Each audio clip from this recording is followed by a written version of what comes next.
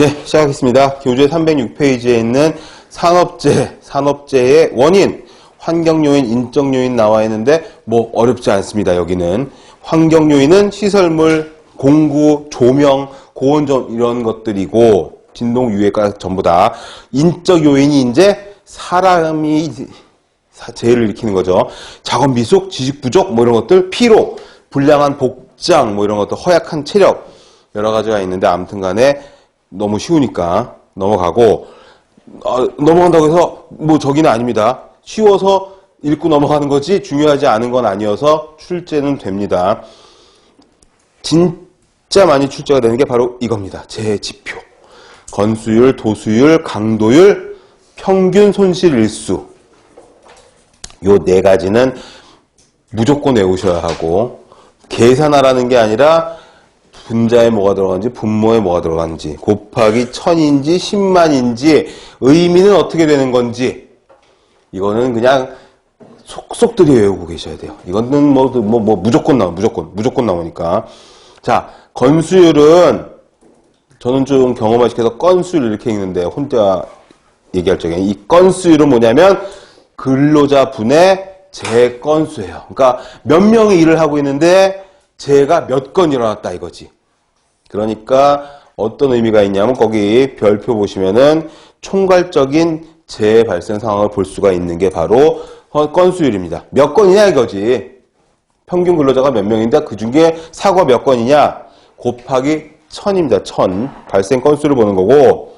그런데 이놈의 건수율은 이 사건의 한 사건이 한 건으로만 잡히는 거니까 그러니까 얼마나 한 그런 그 강도를 갖고 있는 건지 잘 모르겠다 이거야. 그러니까 그 밑에 보시면은 근로손실 일수를 보는 게 있죠. 3번에 근로시간분의 근로손실 일수를 보는 게 강도율이 있어요. 이건 뭐냐면 손상 정도, 재해의 손상 정도. 그러니까 살짝만 베어도 한 건으로 잡히는데 사실 근로손실 일수는 몇 시간 안 될 수도 있잖아요.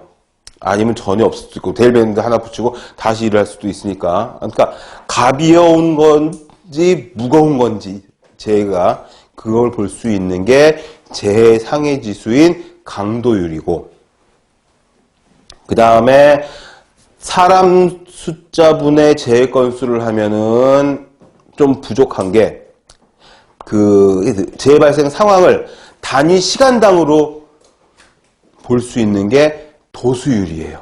그러니까 사람이 100명 중에 재해 건수가 몇 건이 있었는데 이 100명이 파트타이머라든지 사람 숫자만 되게 많은데 다 그 루틴하게 일하는 사람이 아니라든지 그러니까 사람 수가 전부 작업 시간 수는 아닐 수도 있으니까 좀 더 재해 발생 상황을 파악하기 위해서 어떻게 근로시간 분의 재해 건수를 해버리면 그러면 좀 더 그 상황을 몇 시간 동안 일을 하는 중에 사고가 몇 건 일어났다 이런 게 파악이 되니까 좀 더 디테일하게 볼 수 있지 않느냐 하는 게 도수율입니다. 이거는 근로시간 수 분의 재해 건수인데 곱하기 100만이 100만.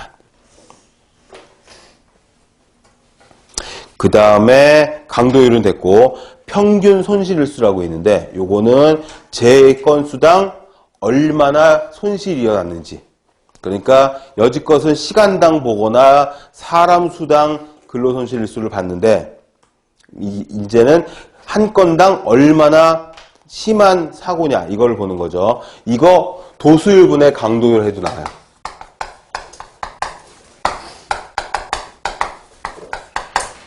이렇게도 볼 수가 있습니다.